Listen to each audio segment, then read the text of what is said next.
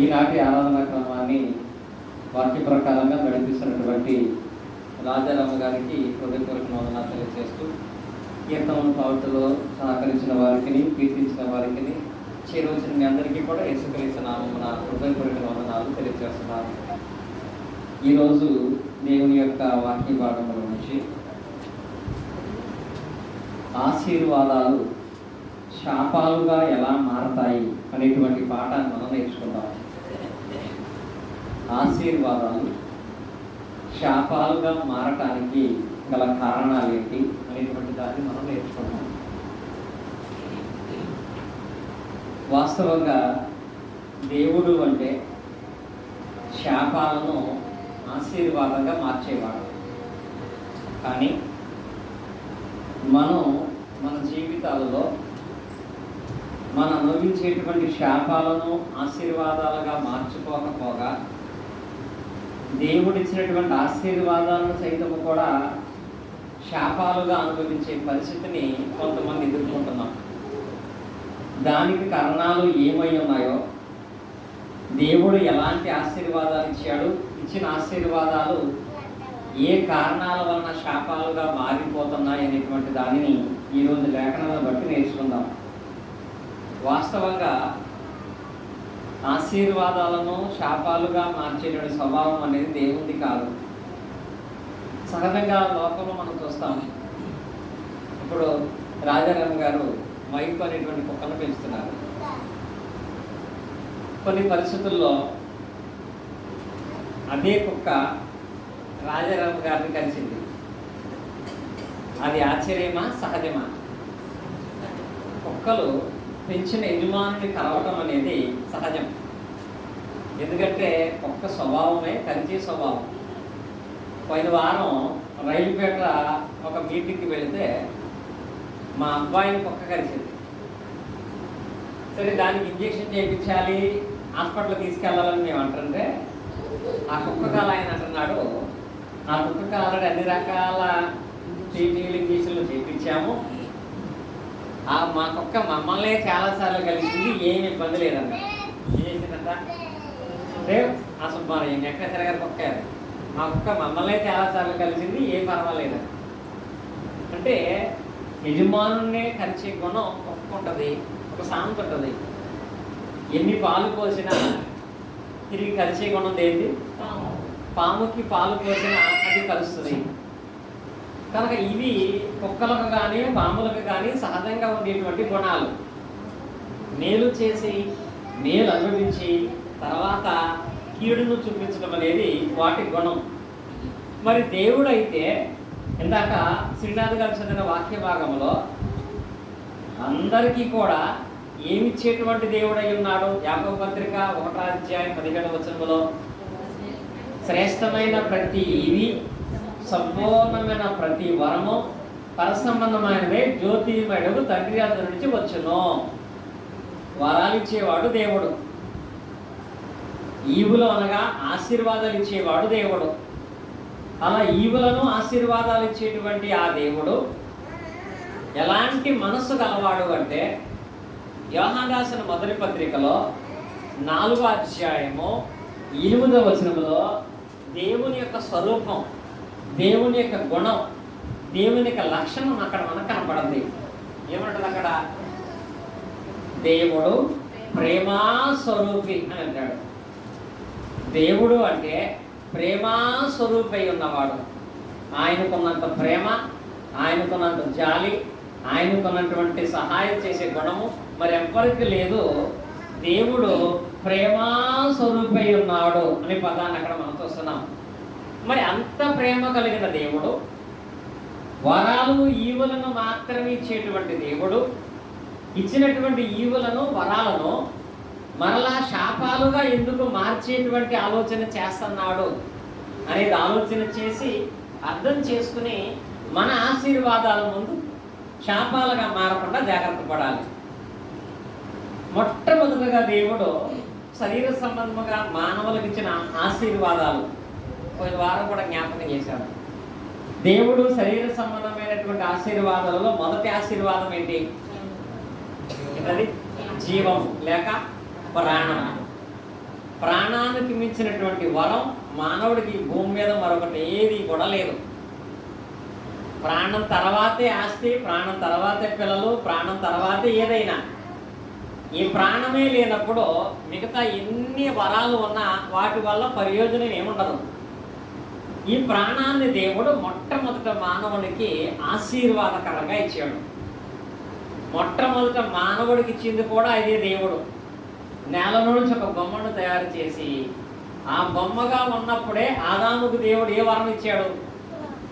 ప్రాణం అనే వరం ఇచ్చాడు. జీవవాయువుల వల్లగా నరుడు జీవాత్మాయను అని ఆదికాండం 2:7 మనం చూస్తాం. ప్రాణం ఇచ్చినటువంటి ఆ దేవుడు ఆదాముకి ఒక శాపాన్ని కూడా ఇచ్చాడు. అక్కడ లేఖనాలు పరిశీలన చేస్తే ఆదికాండం 1వ అధ్యాయం 2వ అధ్యాయాలలోనేమో ఆశీర్వాదాలు ఉంటాయి. 3వ అధ్యాయంలో ఏముంటాయి? శాపములను దేవుడు ఆ మనుషులకు ఇవ్వటాన్ని మనమైతే చూస్తాం. ఆదాము అవ్వలు శపించబట్టడానికి గల కారణం ఆశీర్వాదాలు ఇచ్చిన దేవుడు ఇంకా ఆశీర్వాదాలు ఇవ్వలేక ఆయన మనసులోనే మనసు మార్చుకుని శాపాలు ఇవ్వలేదు. 1వ అధ్యాయం 2వ అధ్యాయములు ఆశీర్వాదం ఇచ్చిన దేవుడు ఆ తర్వాత వాళ్ళకి శాపాలు ఇవ్వటానికి గల కారణం దేవుడు మనసు మార్చుకోలేదు. కానీ వీళ్ళ క్రియలు వీళ్ళ ఆలోచన మారిపోయింది. ఏం చేశారంటే వాళ్ళు దేవుని మాటను అతిక్రమించి దేవుడు చిన్నదన్న పండును తిని వాళ్ళు పాపము చేయటాన్ని బట్టి ఆదామవ్వలకు శాపం అనేది వచ్చింది. ఈ ఆదామవ్వలకు వచ్చినటువంటి శాపములో ఆశీర్వాదం ప్రాణం అయితే శాపం ఏంటి? శాపం ఏంటి?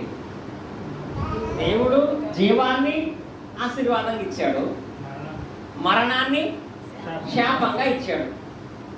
ఆనాడు ఆదామవ్వలు పాపం చేసినప్పుడు ఆదామవ్వలతో పాటు అందరికీ కూడా నువ్వు మట్టిని తీపట్టావు కనుక తిరిగి మరలా మన్నైపోతావని చెప్పి దేవుడు చెప్పాడు. కానీ ఆశీర్వాదము జీవమైతే మరణము శాపముగా భావిద్దామని అంటే అసలు మరణం అనేది మానవుడికి శాపం కూడా కాదు. ఈ మరణమే లేకపోతే మానవుని యొక్క జీవిత స్థితి ఎలా ఉంటుంది? మరణమే లేకపోతే అంటే 70 సంవత్సరాల వరకు బతుకుంటే బాగానే ఉంటుంది అనిపిస్తుంది. 80 సంవత్సరాలు వస్తే ఆయాసము దుఃఖమే అంటాడు. 150 సంవత్సరాలు వస్తే వాడు మంచంలో ఉండి అటు ప్రాణం పోక తిట్టేవాళ్ళు లేక లేవలేక అప్పటి వాడి యొక్క పరిస్థితి అనేది ఎలా ఉంటుందో తెలుసా? ఒకసారి గుడివాడలో మా జ్యోతి నేను ఒక ఇంటి దగ్గర ప్రార్థన చేయడానికి రమ్మంటే వెళ్ళాను. వాళ్ళు నీళ్ళు అయినా ప్రార్థన చేయడానికి రమ్మన్నారు. ప్రార్థన చేయమని చెప్పిన ఆ కుటుంబ సభ్యులు బయట ఏం చెప్పారో తెలిసి నాకు, కొంత వాళ్ళ అమ్మగారే ఆయన అన్నాడు, మా అమ్మగారిని తొందరగా దేవుడు తీసేసుకునేలాగా ప్రార్థన చేయమన్నారు.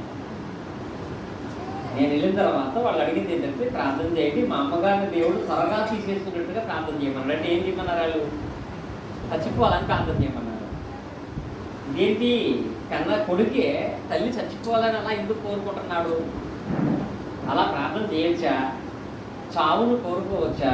ఎందుకు వీళ్ళు ఏదో ఆరోగ్యం ఇవ్వాలని అడగమన్నట్లుగా, సంతానం ఇవ్వమని అడిగినట్లుగా మరణాన్ని ఇవ్వమని ఎందుకు అడుగుతున్నారు? వాళ్ళని లోపలికి వెళితే నిజంగా ఆమె చూసినప్పుడు ఆమె స్థితి మరణించడం అనేది ఒక వరమే అనిపించింది. ఎందుకో తెలుసా? ఆమె లేవలేని పరిస్థితుల్లో చాలా వృద్ధాప్యంలో ఉంది. ఆమెను లేపుతుంటే పైనుంచి మంచం మీద పడుకొని లేపుతుంటే వెనకాల చర్మం మొత్తం బూడొచ్చేస్తుంది. భయంకరమైన వాసన. ఏమీ తినలేదు. ఏదైనా చూసినట్టుకు పోతే మాత్రమే తాగే పరిస్థితి. కళ్ళు కనిపించట్లేదు. అంత దుర్భరకరమైన పరిస్థితుల్లో ఆమె చూసినప్పుడు అనిపించింది, నిజమే ఏమైనా దేవుడు తీసుకుంటేనే మంచిది. అంత యాతన పడుతుందా అంటే? ఇప్పుడు మానవుడికి వయసు గతించిన తర్వాత వచ్చే మరణం వరమా శాపమా? చెప్పాలంటే మరణం అనే దాన్ని దేవుడు ఆదాము అతిక్రమాన్ని బట్టి ఇచ్చిన మరణం అనేది వరమే. కానీ మనం ఈరోజు నేర్చుకునేటువంటి విధానం ఎలా ఉంటుందంటే, జీవాన్ని దేవుడిచ్చాడు ఆశీర్వాదకరంగా, కొందరికి మరణం అనేది శాపంగా మారుతుంది. జీవాన్ని ఇచ్చిన దేవుడే కొందరికి మరణాన్ని కూడా ఇస్తున్నాడు. వచ్చేటువంటి ఈ మరణం శాపకరంగా జరుగుతుంది అంటే ప్రసంగి గ్రంథంలో కొంతమంది చచ్చిపోతున్నారట. ఈ రకమైన చావు శాపం. ప్రసంగి గ్రంథాన్ని మనం చూసినట్లయితే ప్రసంగి గ్రంథము 7వ అధ్యాయము 17వ వచనములో మనం పరిశీలించినట్లయితే ప్రసంగి గ్రంథము 7వ అధ్యాయము 17వ వచనం. అధికమైన దుర్మార్గ పనులు చేయకము, బుద్ధిహీనముగా తిరగవద్దు, ఈ కాలమునకు ముందే నీవేళ చనిపోదువు అనే పదము. అంటే ఇక్కడ కొందరు దుర్మార్గమైన పనులు చేసి చచ్చిపోతారన్నట. ఇప్పుడు ఈ కాలమునకు ముందే అంటే ఇంకా నీకు సమయం ఉండగానే, ఆయుష్కాలం ఉండగానే ముందే చనిపోతున్నారట. ఇది శాపం అండి. మరణకాలము రాక మునిపే చచ్చిపోవటం. యవన కాలంలో కొందరు, చిన్నపిల్లలు ఉన్నప్పుడు కొందరు, జీవితంలో ఇంకా ఆయుష్కాలం ఉండగా కొందరు, కాలానికి ముందే కొంతమంది చనిపోతున్నారు. దేవుడు జీవాన్ని ఇస్తే, జీవాన్ని ఇచ్చిన దేవుడే వారి ఆయుష్కాలం తీరక మునిపే కాలానికి ముందే కొంతమందికి చావును కూడా దేవుడే ఇస్తున్నాడు. ప్రాణం ఇచ్చిన దేవుడు మరణాన్ని కాలానికి ముందే శాపంగా ఇవ్వటానికి గల కారణం ఏంటో తెలుసా? ఏదైనా తోటలో ఆదాముకి ప్రాణాన్ని ఇచ్చాడు దేవుడు. ప్రాణం ఇచ్చిన ఆ దేవుడే ఒక సందర్భంలో నీ ప్రాణం అడుగుతున్నాను అంటాడు. ఎవరిని? ఎవరుకుందా? ఈ రాత్రే నీ ప్రాణం అడుగుతున్నాను అంటాడు. ఎవరు? ధనవంతుడిని. లూకాసు వార్తలో 12వ అధ్యాయం 20వ వచనం మనం చూసినట్లయితే ఇక్కడ ఈ రాత్రే నీ ప్రాణం అడుగుతున్నాను అనే పదం వాడతాడు. అంటే ప్రాణం ఇచ్చింది దేవుడే, మళ్ళీ దేవుడు ఆ వ్యక్తిని తన ప్రాణాన్ని తిరిగి ఇచ్చేయమని ఎందుకు అడుగుతున్నాడు? తన ప్రాణాన్ని ఎందుకు తీసేస్తున్నాడు? ప్రాణం ఇచ్చేది దేవుడే, ప్రాణం తీసేది కూడా దేవుడే. ప్రాణం ఇవ్వటం ఆశీర్వాదం అయితే ప్రాణం తీసేయటం శాపగ్రస్తం. ఇలా కాలానికి ముందే కొంతమంది ఈ శాపానికి గురవటానికి గల కారణం ఏంటి? ప్రసంగి గ్రంథంలో కొందరు వాళ్ళ కాలానికి ముందే చచ్చిపోతారన్నారు.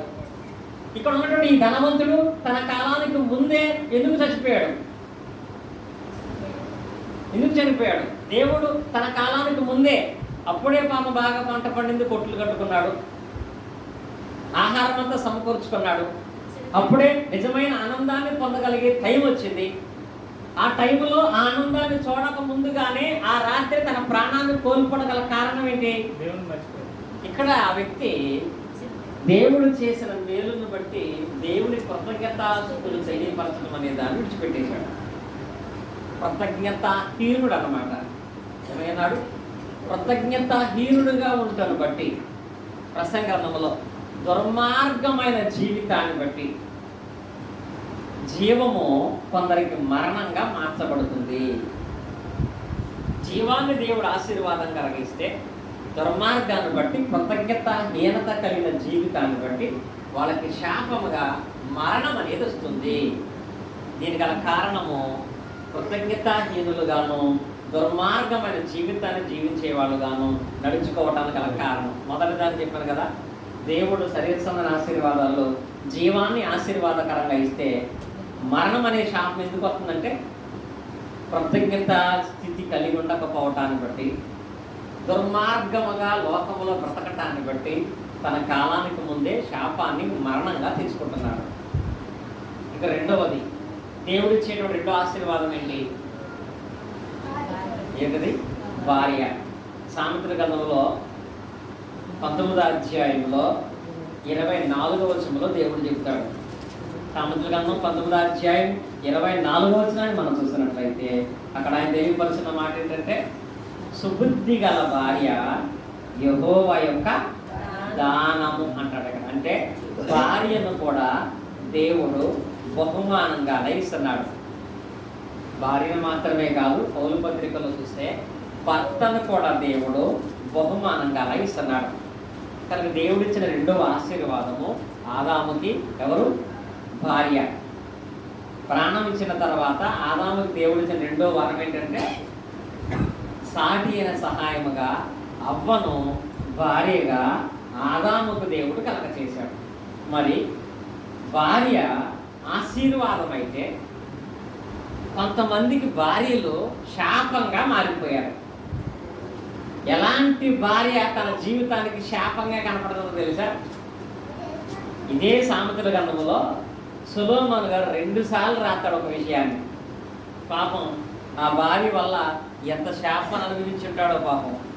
ఒక విషయాన్ని సామెత గ్రంథం చూడండి, 21వ అధ్యాయం మనం చూసినట్లయితే సామెతల గ్రంథంలో 21వ అధ్యాయము 9వ వచనం.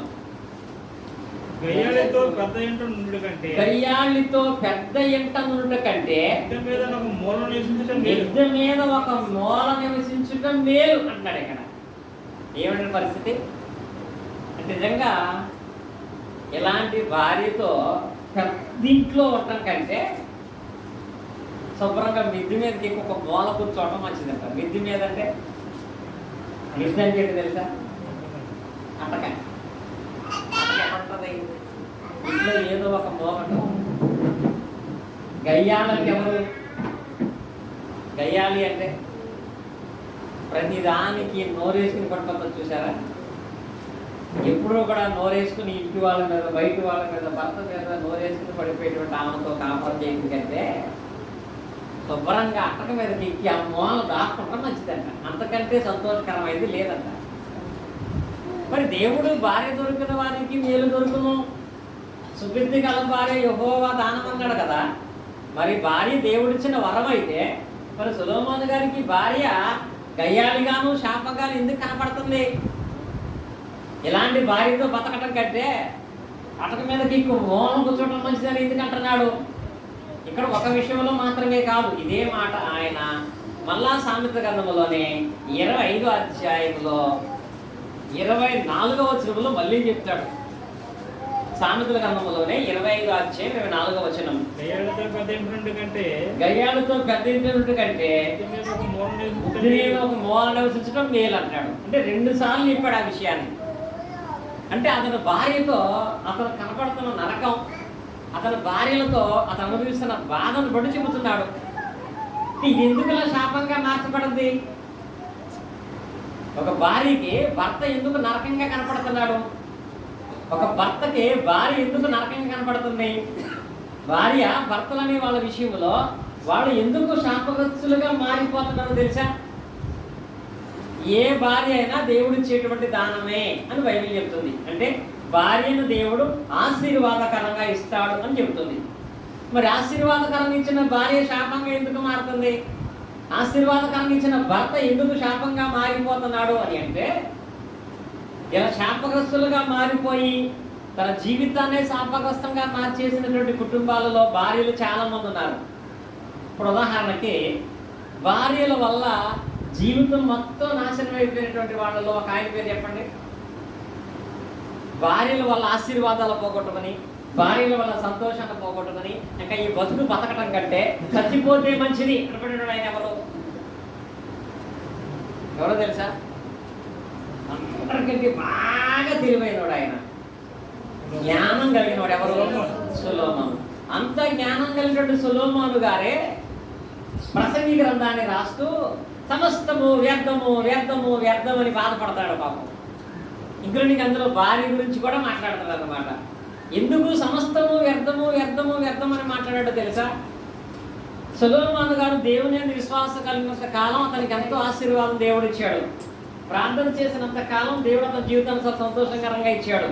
కానీ వివాహము చేసిన తర్వాత అతని జీవిత స్థితి మారిపోయింది. రాజుల గ్రంథంలో మనం చూసినట్లయితే రాజుల మొదటి గ్రంథము 11వ అధ్యాయం 4వ వచనంలో సొలొమోను పెద్దవాడిన తర్వాత అతని హృదయాన్ని దేవుని మీదని తన భార్యలు తిప్పేశారట. అంటే ఇప్పుడు దేవుని మాట ప్రకారంగా నడుచుకునే సొలొమోను భార్య మాట ప్రకారం నడుచుకునే పరిస్థితి వచ్చింది. ఇప్పుడు భార్య మాట ప్రకారంగా సొలొమోను నడుచుకుంటున్నాడంటే ఇప్పుడు ఆమె చక్కగా నెమ్మది కలిగిన భార్య, గయ్యాలి అయిన భార్య ఎలా ఉంటుంది?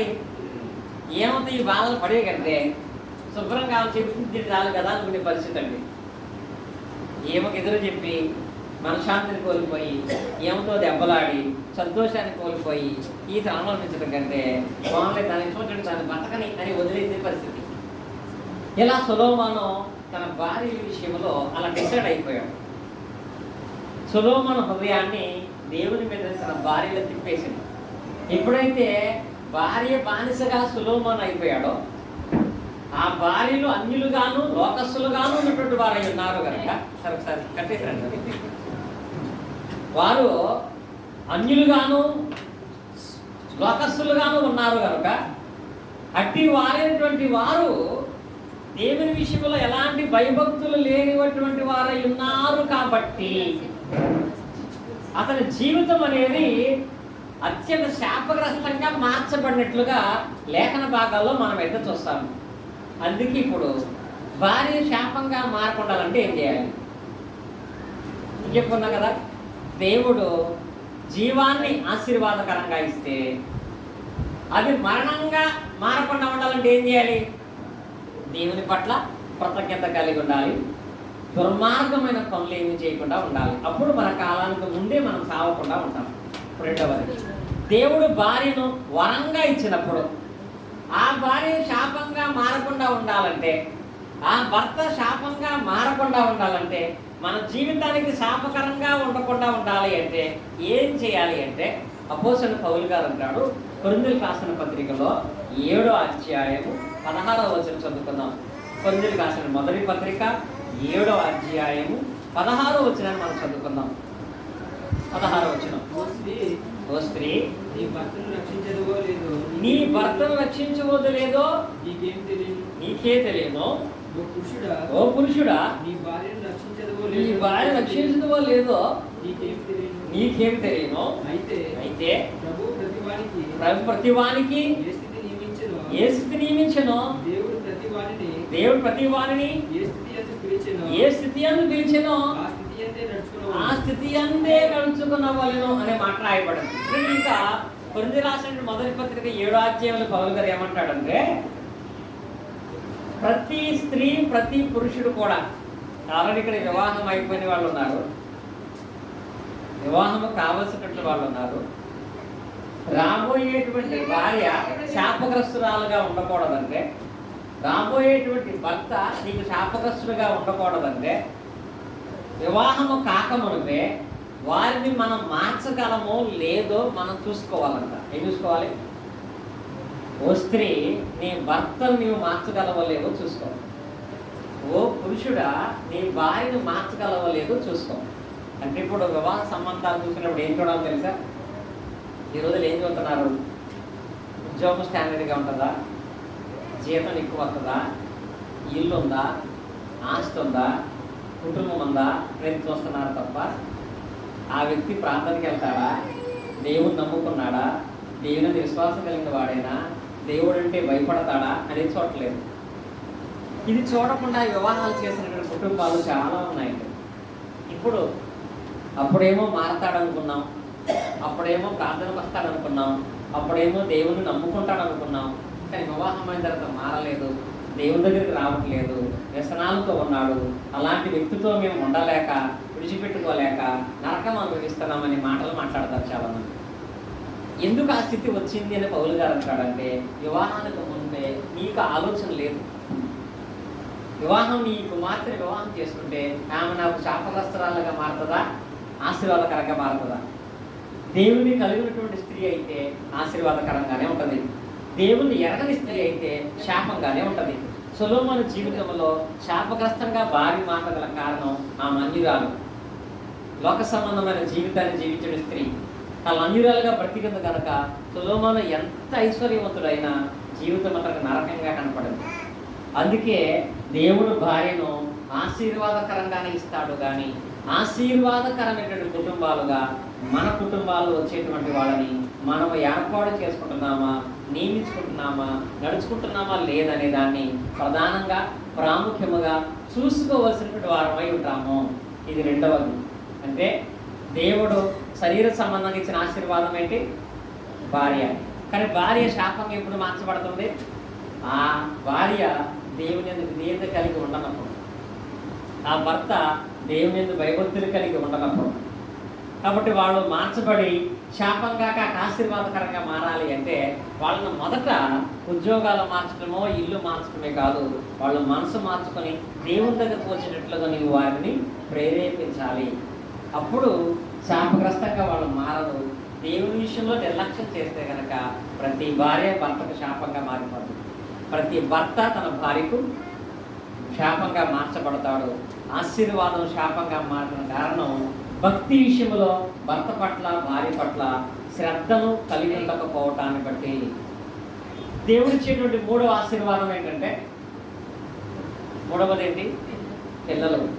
కీర్తనల గ్రంథంలో 127వ అధ్యాయము 3వ వచనాన్ని మనం చూసినట్లయితే దేవుడిచ్చేటువంటి మూడవ ఆశీర్వాదం కీర్తనల గ్రంథము 127వ అధ్యాయం 3వ వచనంలో, కుమారులు యెహోవా అనుగ్రహించే స్వాస్థ్యము, గర్భఫలము ఆయన ఇచ్చేటువంటి బహుమానము అనే పదం రాయబడింది. అంటే పిల్లలను కూడా ఎవరిస్తున్నారు? దేవుడు. ఎలా ఇస్తున్నాడంట? బహుమానం అంటే శాపమా వరమా? వరంగా, ఒక గిఫ్ట్గా దేవుడు పిల్లలు ఇస్తున్నాడు. కనుక పిల్లలు దేవుడు ఇచ్చేటువంటి ఆశీర్వాదం.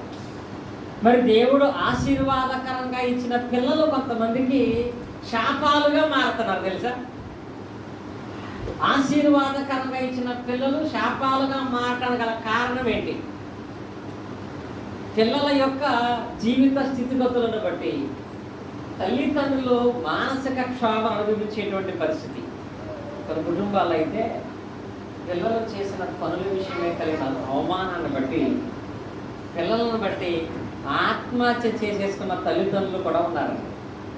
వాళ్ళ కూతురు అలా చేస్తుందని ఊరు వాళ్ళందరూ అలా మాట్లాడుకుంటుంటే, వాళ్ళ కొడుకు అలా చేశాడని అందరూ మాట్లాడుకుంటుంటే అవమానం తట్టుకోలేక అలాంటి పిల్లల్ని కన్నందుకు ఆత్మహత్య చేసుకునేటువంటి తల్లిదండ్రులు కూడా ఉన్నారు. అంటే పిల్లల విషయమై ఆత్మహత్య చేసుకునే స్థితికి తల్లిదండ్రులు వెళ్ళిపోయారంటే ఆ పిల్లలు వాళ్ళకి ఎలా మారారు? ఒక శాపం, ఒక శాపగ్రస్తంగా పిల్లలు మారిపోతున్నారు. దేవుడేమో ఆశీర్వాదకరంగా పిల్లల్ని ఇస్తే ఆ పిల్లలు ఆ తల్లికి, ఆ తండ్రికి, ఆ కుటుంబానికి శాపగ్రస్తంగా మారిపోవడం కారణం ఏంటో తెలుసా? ఒకప్పుడు ఆశీర్వాదాన్ని ఇచ్చిన దేవుడు క్రమక్రమంగా దాని శాపంగా దేవుడు మార్చట్లా. ఆశీర్వాదం ఇచ్చినటువంటి దేవుడి వలన ఆశీర్వాదం పొందుకున్న వారు ఆ పిల్లల్ని క్రమమైన విధానంలో పెంచకపోవటాన్ని బట్టి మన వల్లే వాళ్ళు శాపగ్రస్తులు అయిపోతున్నారు. మన వల్లే మన జీవితాలకి నాశనం తెచ్చేటువంటి వాళ్ళు అయిపోతున్నారు. జ్ఞానం కలిగిన సొలొమోను గారు ఏమంటాడు చూడండి, సామెతల గ్రంథంలో 29వ అధ్యాయము 15వ వచనం చదువుకుందాం. సామెతల గ్రంథము 29వ అధ్యాయము 15వ వచనం. వ్యర్థమును గద్దింపును జ్ఞానమును కలుగు చేయును. అదుపులేని బాలుడు తన తల్లికి అవమానము తెచ్చినంత. అంటే దేవుడు ఆశీర్వాదకరంగా దేవుడు పిల్లల్ని మీకు ఇచ్చాడు, వాళ్ళ ఒక వరం. కానీ ఆ పిల్లల్ని తల్లిదండ్రులు ఏం చేయాలంట? అదుపులో పెట్టాలంట. ఏం చేయాలి? ఇప్పుడు అదుపులో పిల్లల్ని పెట్టకపోతే రేపు వాళ్ళు నీ మీద శాపంగానే నిలబడతారు. సామెత ఉంటుంది, మొక్కై వంగంది మానే. ఇప్పుడు మొక్కగా ఉన్నప్పుడే దాన్ని వంచడానికి నువ్వు ప్రయత్నం చేసి దానికి సమయాన్ని కేటాయిస్తే చాలా సులువుగా వంగుతుంది, నిటారుగా ఎదుగుతుంది. మొక్కగా ఉన్నప్పుడేమో గారాబం చేసి దాని ఇష్టమలే, మొక్కగా ఉన్నప్పుడేమో దాని సంతోషాన్ని ఎందుకు పాడు చేయాలి, మొక్కగా ఉన్నప్పుడేమో తన ఆలోచన తనకు వదిలేద్దామని వదిలేసి పెద్ద అయిన తర్వాత చెడు పనులు చేస్తూ, దుర్మార్గ పనులు చేస్తూ, లోకానుసారంగా బ్రతుకుతూ, తల్లికి తండ్రికి దుఃఖాన్ని కలిగించే విధంగా బ్రతుకుతున్నప్పుడు అప్పుడు మార్చాలనుకుంటే మారే అవకాశం ఉంటుందా? అంటే ఎవరి పిల్లలు తల్లిదండ్రుల విషయంలో శాపగ్రస్తులుగా మారుతారంటే, ఒకటి ఏ తల్లి అయినా తండ్రి అయినా పిల్లలకి బెత్తం వాడినప్పుడు ఏం చేయాలి? బెత్తం వాడినప్పుడు. రెండవది అదుపు చేయలేనప్పుడు. పిల్లలుగా ఉన్నప్పుడు తల్లిదండ్రులు తమ పిల్లలను అదుపు చేయాలి. ఉదాహరణకు చెప్పాలంటే, నిజంగా మీ పిల్లలు, నా పిల్లలు నాకు భవిష్యత్తులో శాపగ్రస్తులు కాదు అని చెప్పుకోవడానికి ఒకటి, మీ పిల్లలు మీ కంట్రోల్లో ఉన్నారా, మీ కంట్రోల్ తప్పేశారని చెప్పడానికి ఒకటి, ఈ మొబైల్ గురించి. పిల్లలకి ఇవ్వకుండా ఈ మొబైల్, కనీసం ఫోన్ అయినా మనం ఆపగలుగుతున్నామా? పిల్లలు ఫోన్ అడుగుతున్నప్పుడు వాళ్ళు ఆడుకుంటారనో వాళ్ళ ఇష్టానికనో దాన్ని విడిచిపెట్టేస్తున్నారు.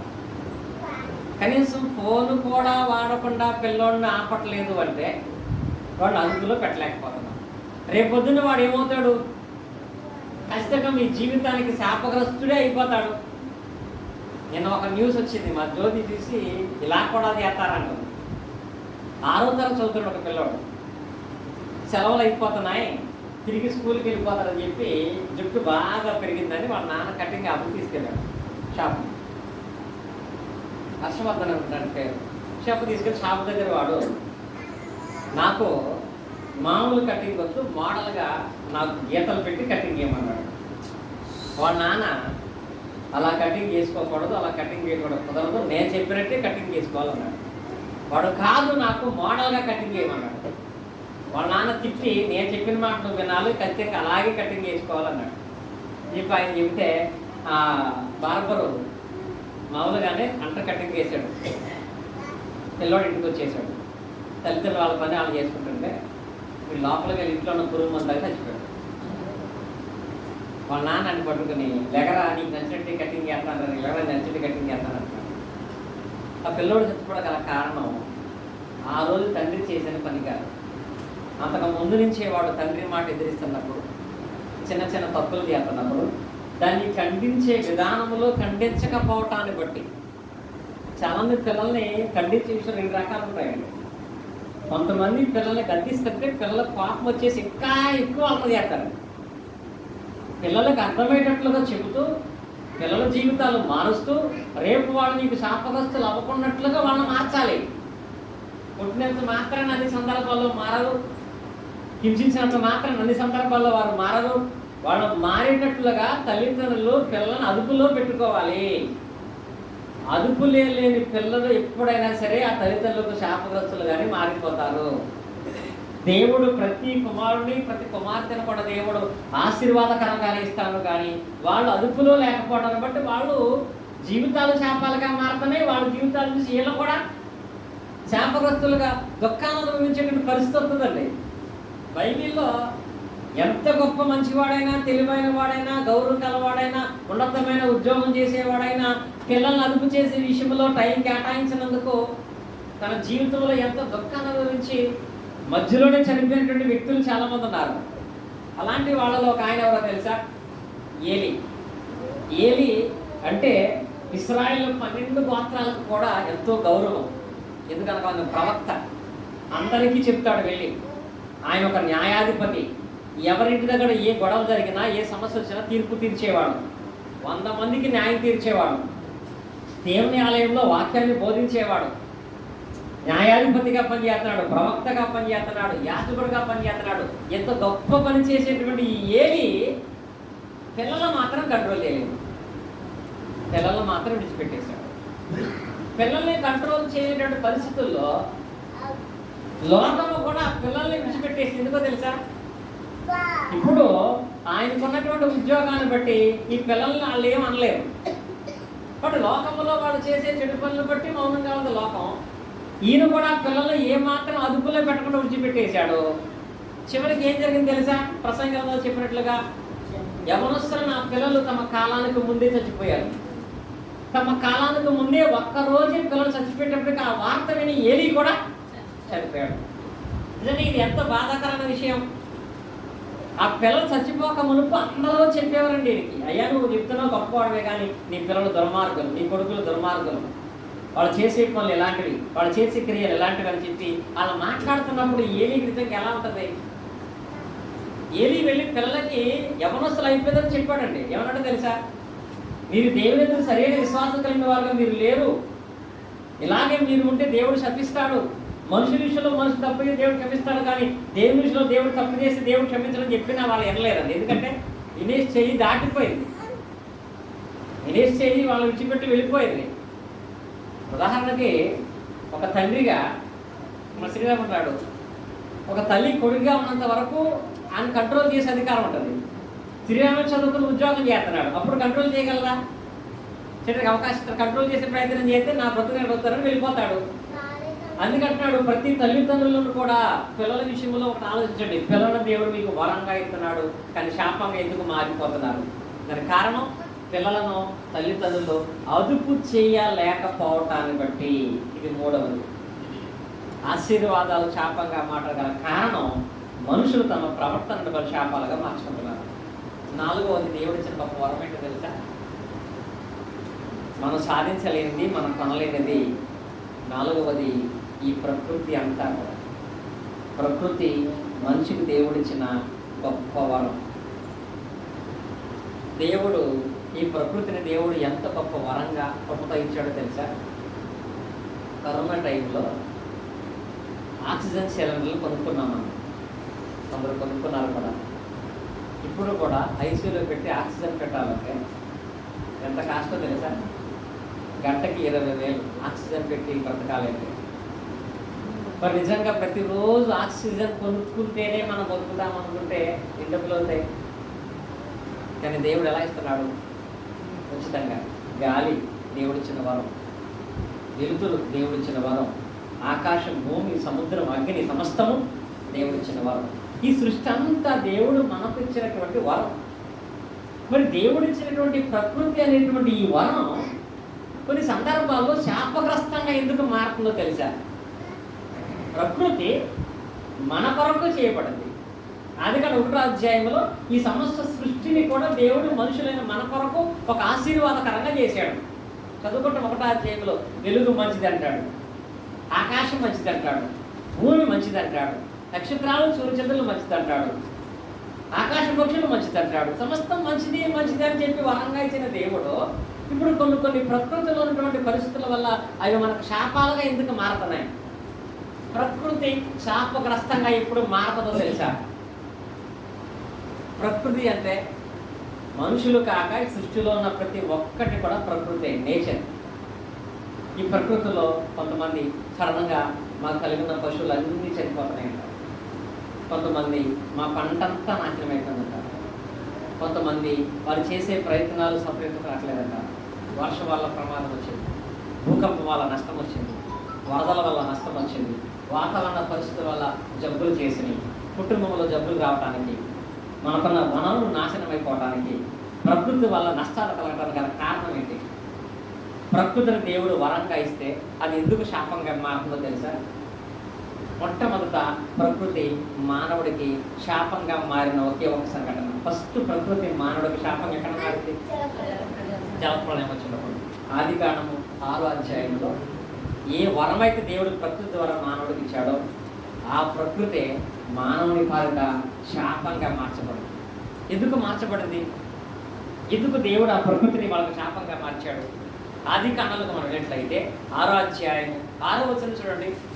ఆదికాండంలో 6వ అధ్యాయం 6వ వచనం పరిశీలన చేసినట్లయితే ఎందుకు మార్చబడింది?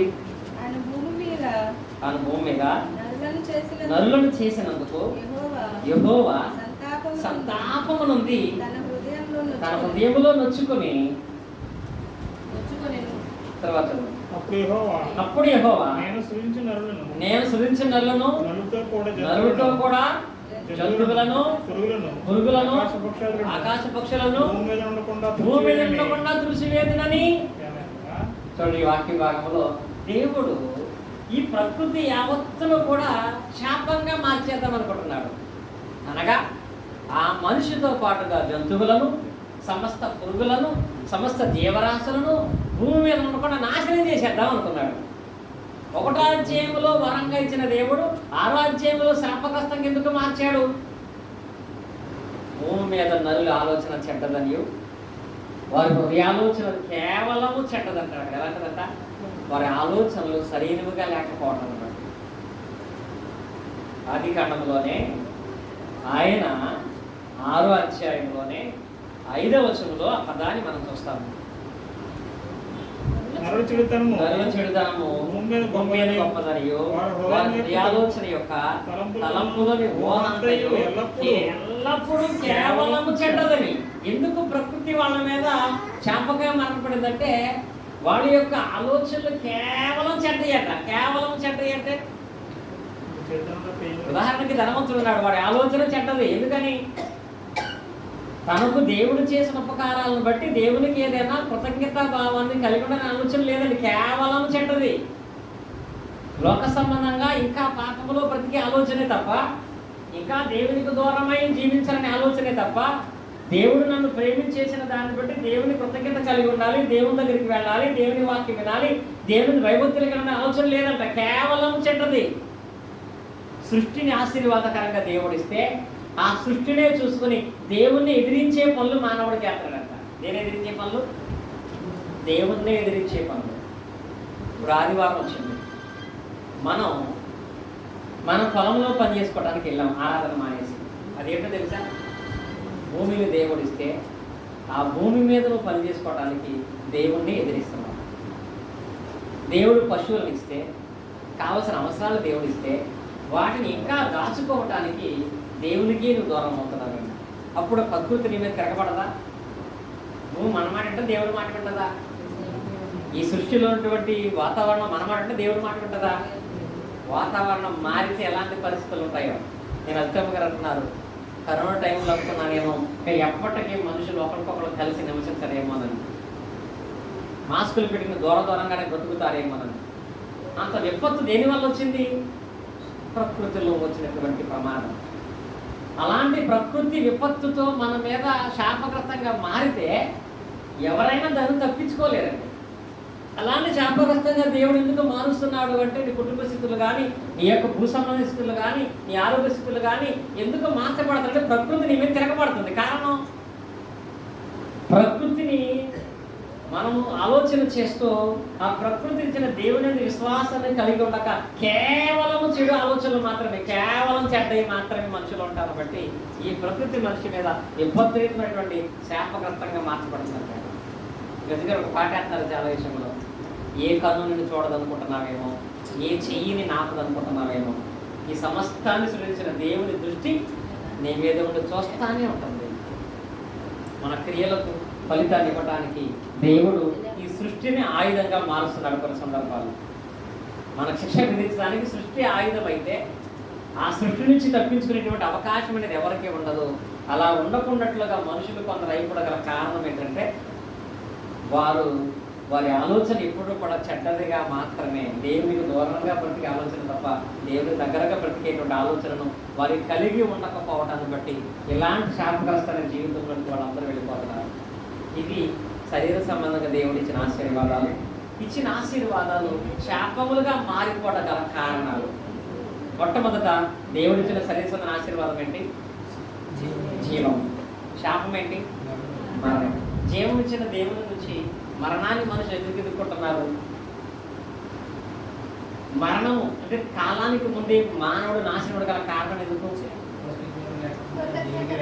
దుర్మార్గంగా బ్రతకటం, కృతజ్ఞతాహీనులుగా ఉండటం. ఒకటి, దుర్మార్గమైన జీవితాన్ని జీవించడం, దేవుడు చేసిన మేలు కృతజ్ఞతాస్తుతులు తెలియపరచకపోవడం, కృతజ్ఞతాహీనులకు. రెండవది, భార్యని దేవుడు ఆశీర్వాదకరంగా ఇచ్చాడు. మరి ఎందుకు భార్య శాపగ్రస్తంగా మారిపోతుంది? ఎందుకు భర్త శాపగ్రస్తుగా మారిపోతున్నాడు? ఏం చెప్పారు? దానికి ఆన్సర్ ఏం చెప్పుకోవాలి మనం? భర్తను దేవుని భయభక్తులు కలిగినటువంటి వాడుగా మార్చే ప్రయత్నం చేయకపోవడం. అసలు చేసుకోకమునిపే భర్త దేవుని మీద నమ్మకం కలిగిన వాడా లేదనేది తెలుసుకోకపోవడం. భార్య దేవుని భయభక్తులు కలిగిందా లేదనేది తెలుసుకోకపోవడాన్ని బట్టే వరంగా ఇచ్చిన భార్య శాపంగా మారుతుంది. మరి పిల్లలు కూడా దేవుడిచ్చినటువంటి ఆశీర్వాదమే. మరి దేవుడిచ్చిన ఆశీర్వాదకరమైన పిల్లలు ఎందుకు శాపగ్రస్తులుగా మారుతున్నారంటే, ఎందుకు మారుతున్నారు? తల్లిదండ్రులు వాళ్ళని అదుపు చేయకపోవటాన్ని బట్టి, దేవుని మార్గంలో పిల్లలను నడిపించకపోవటాన్ని బట్టి పిల్లలు శాపగ్రస్తులుగా మారుతున్నారు. మూడోది చెప్పాను. నాలుగోది ఏంటి? ప్రకృతి మన ఎదుట శాపగ్రస్తంగా మారగల కారణం ఏంటి? మానవుని ఆలోచనలు కేవలం చెడ్డగా ఉంటారు. ఎవరికి నాశనం చేద్దాం, ఎవరికి అన్యాయం చేద్దాం, ఎవరి మీద చెడు సంబంధమైనటువంటి దాన్ని వేద్దామని ఆలోచన చేస్తూ దేవుని భయం లేకుండా, దేవుని అంటే భక్తి లేకుండా చూసినటువంటి వారే కేవలం చెడ్డవారు ఉన్నటువంటి వారు ఏంటి? ఆశీర్వాదాలను శాపాలుగా మార్చుకుంటున్నారు. ఇవి భౌతిక సంబంధమైన ఆశీర్వాదాలు, ఇవి శాపాలుగా మారితే ఆత్మ సంబంధంగా కూడా కొన్ని ఆశీర్వాదాలు దేవుడు ఇచ్చాడు. ఆత్మ సంబంధమైన ఆశీర్వాదాలు కూడా కొన్ని శాపాలుగా మారిపోయినాయి. ఈ ఆత్మ సంబంధమైన ఆశీర్వాదాలు కూడా 4 ఉన్నాయి. ఈ ఆత్మ సంబంధమైన ఆశీర్వాదాలలో మొదటి ఆశీర్వాదం, దేవుడిచ్చిన గొప్ప ఆశీర్వాదం ఏంటంటే రక్షకుడిని మనకి ఇవ్వడం. రక్షకుడు ఎవరు? యేసుక్రీస్తుని మనకి ఇవ్వడం గొప్ప ఆశీర్వాదం. అంతకంటే గొప్పది లేదండి. క్రీస్తుకు మించిన గొప్ప వరం మన ఆత్మస్థితికి లేదు. రెండవది రక్షణ, మూడవది సంఘ సహవాసం, నాలుగవది నిత్య జీవం. ఇవి కూడా దేవుడు ఆశీర్వాదాలుగా ఇచ్చాడు. మరి ఇచ్చినటువంటి ఆశీర్వాదాలు శాపములుగా ఎందుకు మారుతున్నాయో తెలుసా? ఈ 4 నేను చెప్పను, కానీ చివరిగా ఒక్కదానికి జ్ఞాపకం చేసి దేవుని చిత్తం అయితే మిగతావి నెక్స్ట్ వీక్ మనం ధ్యానించుకున్నాం. దేవుడు ఇచ్చినటువంటి ఆత్మీయ ఆశీర్వాదాల్లో గొప్ప ఆశీర్వాదం చూడండి. రోమీయులకు రాసిన పత్రిక 8వ అధ్యాయము 32వ వచనం. రోమీయులకు రాసిన పత్రిక 8వ అధ్యాయము 32వ వచనం. రోమా 8:32. తన సొంత కుమారుని అనుగ్రహించుటకు ఎదుతీయక వారందరి కొరకు ఆయన అప్పగించిన వాడు ఆయనతో పాటు సమస్తమును మనకెందుకు అప్పగించడు. ఈ వాక్య భాగంలో మనకి దేవుడు ఇచ్చినటువంటి వరాలలో ఆత్మీయ వరములో మొదటి వరం ఏంటి? తన సొంత కుమారుని ఇచ్చాడంట. తన సొంతకంటే గొప్ప వరం ఏముంది? దేవుడు ఇచ్చిన ఆశీర్వాదాలు ఒకటి, తన సొంత కుమారుని మనకిచ్చాడు. సొంత కుమారుడు ఎవరు? యేసుక్రీస్తుని మనకు ఆయన ఇచ్చాడు. తన సొంత కుమారుని మనకు అనుగ్రహించాడు రక్షకుడిగా. మన పాపాల నుంచి మనం విడిపించేటువంటి వ్యక్తిగా సొంత కుమారుని యేసుక్రీస్తు అని దేవుడు మనకు అనుగ్రహించాడు. క్రీస్తుని దేవుడు మనకు వరంగా ఇస్తే, వరంగా ఇచ్చిన అదే క్రీస్తు వల్ల కొందరు శాపగ్రస్తులుగా మారిపోయారు. వరముగా ఇవ్వబడిన క్రీస్తు కొందరు జీవితాలను శాపగ్రస్తంగా మార్చడం గల కారణాలలో ఒక ఉపమానాన్ని జ్ఞాపకం చేసుకుందాం. మత్తయి సువార్తలోకి మనం వెళ్ళినట్లయితే 24వ అధ్యాయము 48వ వచనం. మత్తయి సువార్త 24వ అధ్యాయము 48వ వచనం. అయితే దుష్టుడైన ఒక దాసుడు నా యజమానుడు ఆలస్యము చేయుచున్నాడని తన మనసులో అనుకొని తన తోడు దాసులను కొట్టి కొట్ట మొదలు పెట్టి త్రాగుబోతులతో త్రాగుచుండే ఆ దాసుడు కనిపెట్టని దినములోను వాడు అనుకున్న గడియలోను వాని యజమానుడు వచ్చి వాడిని నరికించి వేషధారులతో కూడా వానికి పాలు నియమించాను. అక్కడ ఏడుపును పండ్లు కొరుకుటని ఉండను. ఇక్కడ ఒక ఉపమానం చెప్పాడు యేసుక్రీస్తు వారు. ఒక యజమానుడు దాసులందరినీ పిలిచి, ఒక 100 మంది దాసులను పిలిచి ఈ 100 మందిని కూర్చోబెట్టి ఈ 100 మంది మీద ఒక దాసుడిని మేస్త్రి కింద పెట్టాడు. ఈ 99 మందికి నువ్వు సరైన సమయంలో పని కల్పించి సరైన సమయంలో వాళ్ళకి ఆహారం పెట్టమని ఆ దాసుడికి డబ్బులు ఇచ్చాడు, ఆహారం ఇచ్చాడు, అన్నీ సమకూర్చాడు. వీళ్ళు జాగ్రత్తగా చూసుకోమని. ఇచ్చినటువంటి యజమానుడు దూర ప్రాంతానికి వెళ్ళాడు. ఈ దాసుడు ఆయన ఇచ్చిన పనిని కొంతకాలం బాగానే చేశాడట. కొంతకాలం వరకు యజమానుడు వస్తాడేమో, అడుగుతాడేమో, వీళ్ళు నా మీద కంప్లైంట్ చేస్తారేమో అని చెప్పి అందరూ చాలా జాగ్రత్తగా క్రమం ప్రకారంగా వాళ్ళని పెంచి పోషించి జాగ్రత్తగా నడుచుకున్నాడు. ఇలా చేస్తున్నటువంటి ఈయనకి 1 నెల అయింది, 2 నెలలు అయింది, 3 నెలలు అయింది. 3 నెలల తర్వాత వస్తామని చెప్పినటువంటి యజమానుడు ఇంకా రాలేదు. ఏమైంది? అక్కడ లేట్ అయింది. ఎప్పుడైతే ఆయన రావటం ఆలస్యం అయిందో వీడు వెంటనే ఆ యజమానుడు చెప్పిన పనిని చేయటం మానేశాడు. పైగా ఏ దాసులైతే జాగ్రత్తగా చూసుకోమన్నాడు ఆ దాసులు కొట్టడం మొదలెట్టాడు. ఏంటి మొదలెట్టాడు? కొట్టడం మొదలెట్టాడు. ఈ రోజుల్లో కూడా గవర్నమెంట్ రూల్ పెట్టింది, ఏ స్కూల్లో కూడా ఈ టీచర్ ఏం చేయకూడదు, పిల్లల్ని టీచర్ కొట్టకూడదు. టీచర్ పని పాఠాలు చెప్పడం, కొట్టే పని టీచర్ది కాదు అని. నిజమే. ఈ ఉపమానంలో కూడా పెట్టు వాళ్ళకి నేర్పించు తప్ప వాళ్ళ మీద తిరుగుబాటు చేసి వాళ్ళని కొట్టొద్దని చెప్పాడు. కానీ ఈ దాసుడు ఆయన రావటం ఆలస్యమైందని చెప్పి ఉన్న వాళ్ళందరినీ కొడతాం మొదలెట్టాడు. ఏళ్ళ కొడత ఏం మొదలెట్టాడో తెలుసా? తాగటం మొదలెట్టాడు. ఏం మొదలెట్టాడు? వీళ్ళు ఎవరో తెలుసండి? బాప్తిసం పొందిన వాళ్ళు. ఆ కొడుతుంది ఎవరినో తెలుసా? అక్కడ ఉన్నటువంటి దాసులు సభ్యులు మాత్రమే కాదండి, క్రీస్తును కూడా వాడు తిరిగి మళ్ళా కొడుతున్నారు. బాప్తిసం పొందిన తర్వాత మళ్ళా తాగుతున్నాడు వెళ్ళి. బాప్తిసం పొందిన తర్వాత కూడా లోకానుసారంగా అనేకమైనటువంటి తింటున్నాడు. తినపడకుండా తింటున్నాడు, తాగకుండా తాగుతున్నాడు. చేయవలసిన పని విషయంలోనే వాళ్ళని బాధ పెడుతున్నాడు. ఇలా ఎప్పుడైతే వాళ్ళని బాధ పెడుతున్నాడో ఆ యజమానుడు మళ్ళీ వచ్చాడంట, తిరిగి వచ్చాడు. ఇప్పుడు కూడా ఈ భూమి మీద కాకుండా మధ్యాకాశానికి తిరిగి వచ్చేది ఎవరు? యేసుక్రీస్తు. ఒకసారి యేసుక్రీస్తు వచ్చాడు రక్షకుడిగా. ఆయన రక్షకుడుగానే మనుషులందరూ రక్షించాడు. ఇప్పుడు మళ్ళీ ఆయన యేసుక్రీస్తు వచ్చాడంట. మళ్ళీ వచ్చేటప్పటికి వీడు తింటా తాగుతా దాసులు కొడతా ఉండేటప్పటికి ఏం చేశాడంట? వాటిని కొట్టి ఆ వాక్య భాగంలో ఏమిటి వాక్య భాగం చూడండి, అక్కడ వాడిని నరికించి దుష్టులతో కూడా వాళ్ళని పాలు చేయించాడు. ఏం చేశాడు? రాగానే వాడు నరికి లోకములో భయంకరమైన పాపాలు చేసే వాడితో కలిపి వీడిని పడేసి నిత్య నరకంలోనికి వాడు తోచేసినట్లుగా మనం చూస్తున్నాము. ఇప్పుడు ఈ పాపం ఎవరు చేస్తారో తెలుసా? క్రీస్తు మనకి వరం అంటే ఆశీర్వాదం. ఇప్పుడు అదే క్రీస్తు అనే ఆశీర్వాదాన్ని ఆదివారం మనం ఏ రూపంలో తీసుకుంటున్నాము? రొట్టె, ద్రాక్షరసం. రొట్టె దేనికి సాదృశ్యం? యేసుక్రీస్తు శరీరానికి సాదృశ్యం. ద్రాక్షరసం దేనికి సాదృశ్యం?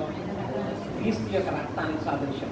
దేవుడు ఆశీర్వాదకరంగా ఇచ్చిన క్రీస్తుకి సాదృశ్యంగా రొట్టె ద్రాక్షరసంలో మనం పాల్గొంటున్నాం. ఇది మనకి ఆశీర్వాదం. కానీ దేవుడిచ్చిన ఈ ఆశీర్వాదం శాపంగా మార్చబడుతుంది కొంతమందికి. ఎందుకో తెలుసా? హెబ్రీ పత్రికలో చివరిగా చదువుకుందాం. హెబ్రీ రాసిన పత్రిక 11వ అధ్యాయం 28, 29 వచనాలు చూడండి. హెబ్రీ రాసిన పత్రిక 11వ అధ్యాయం 28, 29 వచనాలు. విశ్వాసమును బట్టి హెబ్రీ రాసిన పత్రిక 10వ అధ్యాయం 28.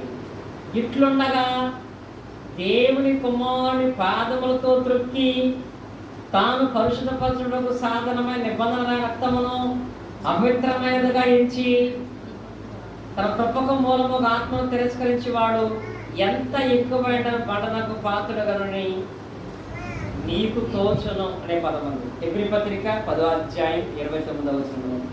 అనగా ఇక్కడ యేసుక్రీస్తు వారిని సాదృశ్యంగానే ఆశీర్వాదంగానే రొట్టె ద్రాక్షరసాన్ని తీసుకుంటున్నాం. ఎప్పుడు తీసుకోవాలి? ఇది ప్రతి ఆదివారం.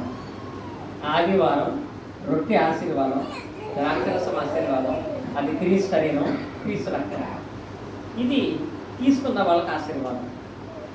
దీన్ని ఎవరైతే తీసుకోవటం మానేశారో వాళ్ళకి ఏంటో తెలుసా? శాపం. ఎంత శాపం అంటే క్రీస్తును పాదాలకు తొక్కితే అది ఎంత శాపం.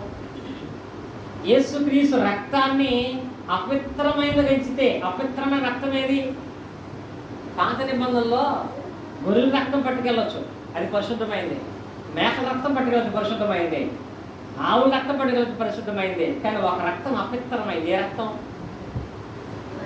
పంది రక్తం. పంది రక్తాన్ని తాగుతారు ఎవరైనా? పంది మాంసాలు తింటారు ఎవరైనా? అసలు దాన్ని తినే వాళ్ళంటేనే కొంతమంది వాళ్ళకు దూరంగా ఉంటారు. అంత అసహ్యమైన దాన్ని మనం ఇస్తున్నాం.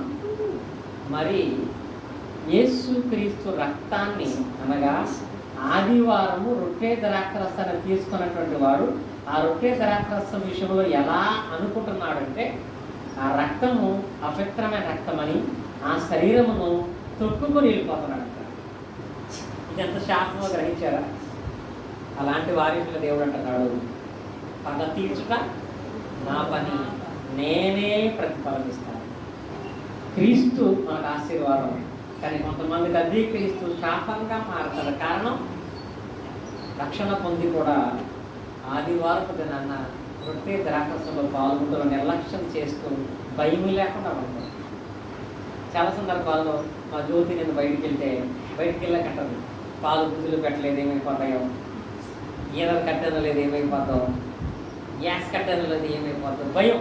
అంటే గ్యాస్ కట్టకపోతే నీకు భయం, పాలు ఫ్రిడ్జ్లో పెట్టకపోతే భయం, ఈనర్ కట్టకపోతే భయం. అది దానికంటే ఎక్కువ భయపడవలసిన దేనికి? రొట్టె ద్రాక్షరసం తీసుకోకపోతే ఆ భయం ఉంటుందా? కనీసం యాదో రొట్టె ద్రాక్షరసం తీసుకోవటానికి వెళ్ళలేకపోయాను ఏం జరుగుతుందని భయం ఉంటుందా? ఆ భయం ఉన్నటువంటి వాడు దాన్ని మానేస్తాడా? ఆ భయం ఉన్నటువంటి దాన్ని ధృవీకరిస్తాడా? యేసుక్రీస్తును దేవుడు వరంగా ఇస్తే అదే యేసుక్రీస్తు వల్ల శాపాలు ఎందుకు వస్తున్నాయంటే ఆ శరీరానికి సంబంధించిన రొట్టెను ద్రాక్షరసాన్ని అపవిత్రమైనదిగా ఎంచి దాని కాళ్ళతో త్రొక్కి ఆదివారం దినాన రొట్టె ద్రాక్షలో పాల్గొనకపోవటాన్ని బట్టి మనుషులు ఎంత కఠినమైన హృదయంలోకి వెళ్ళిపోతున్నారంటే ఏ భయం లేకుండా అది ఎంత శాపమో తెలిసి కూడా ఏ మాత్రం భయపడకుండా జీవించేటువంటి వాళ్ళు అయిపోతున్నారు. దేవుడైతే నిజంగా ఈ రొట్టె ద్రాక్షరసాన్ని శాపం కోసం ఇవాళ ఆశీర్వాదం కోసం ఇచ్చాడు. కానీ దాన్ని తీసుకుంటంలో నిర్లక్ష్యాన్ని చూపించే శాపగ్రస్తంగా మార్చేసుకుంటున్నారు. శాపంగా మారడం గల కారణం మనమే. భౌతిక సంబంధమైన ఆశీర్వాదాలైనా ఆత్మ సంబంధమైన దేవుడు వరాలిచ్చే దేవుడు. వరాలిచ్చిన ఆ దేవుడే శాపాలుగా కొన్ని మనకిస్తున్నాడంటే దానికి గల కారణం మనకున్నటువంటి ఆలోచనలు, మన తలంపులు, మన క్రియలు. మనం ఒకవేళ మనం చెప్పుకున్న ఈ 5 దేవుడిచ్చిన ఆశీర్వాదం